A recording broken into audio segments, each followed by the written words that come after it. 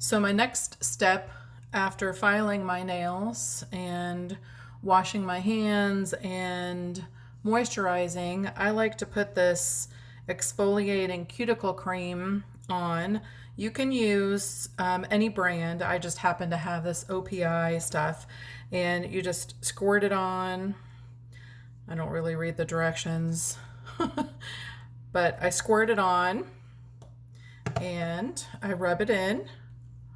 And I do rub it on my entire nail because your cuticle can grow over the bottom part of your nail. I'm not sure if you've ever experienced that, a little piece of skin or something hanging out on your nail around the bottom of your cuticle or the bottom of your nail.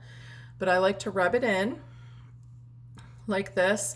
I do sometimes put this in a mixture of water and soak my hand for a little bit if I have a little more time to do that.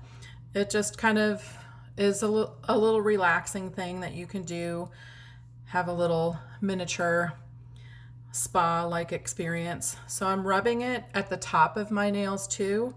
I don't know about you, but around my nail tip on the edges, my fingers, the skin on my fingers gets really rough, and I figure I might as well put this softener on there to help soften that up too. And then I like to rub it just a little bit under my nails just to kind of clean that up too. Okay. So, OPI exfoliating cuticle cream. So I'm going to put the lid on that. You like my stand here? It's some pure protein powder. I thought I would do this so I could get a little closer to the camera. Now this is going to be one of the best tools to push back your cuticles. It is a wooden cuticle pusher. Some people call it an orange stick. This is a short one. They come in various lengths. I have some others that are about this long, about 4 inches long. The reason why this is better than, let's say, a metal cuticle pusher is because the metal one actually strips off layers of your natural nail. This is a natural wood, so it's a natural product, so it's naturally not going to mess up your nail. So I'm just gonna push back, and you can see, I don't know if you can see, but it's picking up some of those extra little pieces of cuticle, and I just like to push it back very gently. I'm not pushing very hard. I'm not rubbing very hard. I'm just trying to get all of that excess off. So before I put my base coat on and before I put my nail polish strips on, my nail is as clean as possible, and I get the longest use out of my manicure, and I get the best results.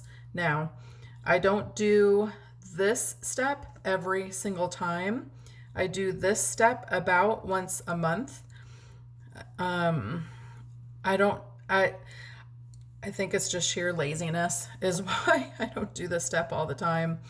It just takes a little extra time, and it's really like less than 5 minutes that it takes, but sometimes that 5 minutes is precious. And sometimes I'm just too lazy to be this intricate with what I'm doing.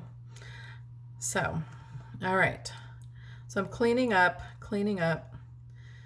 And if you do this more often, obviously you'll have less cleanup. But sorry if you think that's gross, but down in this little nook, I have this weird fingernail right there where it grows almost like a second layer. So I like to clean that up really well.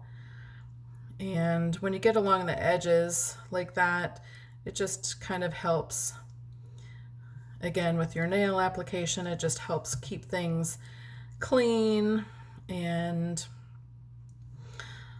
you're less likely to have bumps in your nail polish strips, etc. Now, you can take the other end of the cuticle strip. I'm just going to put that in the sink. And you can go under your nail if you want to clean that out too. I have a little glue right there from applying that Orly nail rescue. But I'm going to clean. Okay, so not too dirty. I took a shower not too long ago and washed my hair, so they should be clean, pretty clean up under my fingernails. But this also helps keep away any bacteria or fungus. All right, now what I'm going to do, this is what I used. So now what I'm going to do, I'm going to move my phone and I'm going to wash my hands. We're going to see how this turns out. You can see my dirty dishes in the sink. There's my Pioneer Woman cleaver. I love that knife. My friend Doris gave that to me. But, so I'm going to wash my hands. And first thing I'm going to do is get them wet with just the water. Okay, just the water. And I'm going to use just some Bath & Body Works kitchen lemon soap. And I'm going to do one pass, and I like to really scrub my nails well, and I like to rub each nail, making sure that I get off all of that cuticle exfoliator, because it is something that will prevent the nail strips from sticking. Okay, so then I'm just going to rinse it really well. And I'm going to rinse up under my fingernails, rinse it really well. And I can tell just by touching my fingernails that I don't have anything like a lotion on the nail. Okay? So I'm nice and clean. And then the next step that I do is I dry my nails really well with a towel, wiping through to the edges,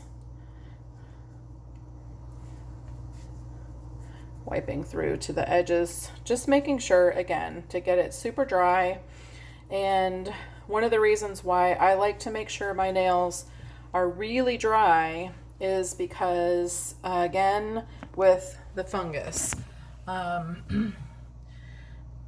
if your nails are in the slightest bit wet or damp or soft, and you go to put on your base coat or your nail strips too soon, you are risking the chance of getting a fungus on your nails. So let them dry. So I will probably wait about 5 minutes before I do my next step. All right, so again, I just used these products, and I just used some simple soap to wash. You can use some Dawn dish detergent if you want to. A lot of people use that to wash their hands and get off any excess oils and lotions. The reason why I use those is because it doesn't dry my nail out as much as the alcohol swab that comes in the packages. All right, my next step is going to be to put this on. OPI Nail Envy. All right, stay tuned.